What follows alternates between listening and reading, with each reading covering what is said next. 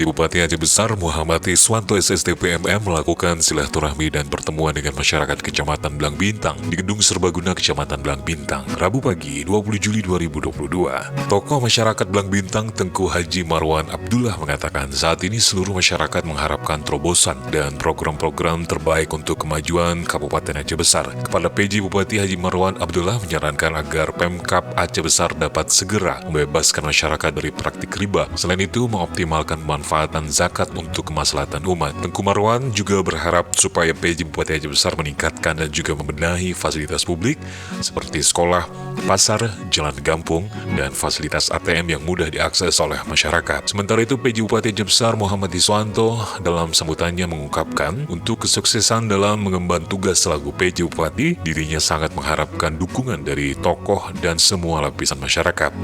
Terkait dengan penerapan syariat Islam, PJ Bupati Aceh Besar kembali menyerukan masyarakat untuk selalu mengenakan pakaian muslim dan muslimah, serta membina generasi muda agar tidak terjerumus pada pergaulan bebas dan narkoba.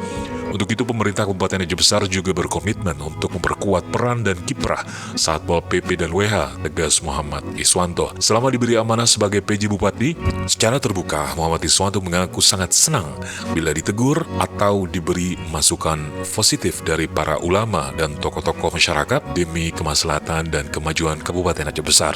Doa dan dukungan ulama, para kecil, dan tokoh-tokoh masyarakat sangat berguna bagi saya dalam mengemban tugas sebagai PJ Bupati Aceh Besar, pungkas Iswanto.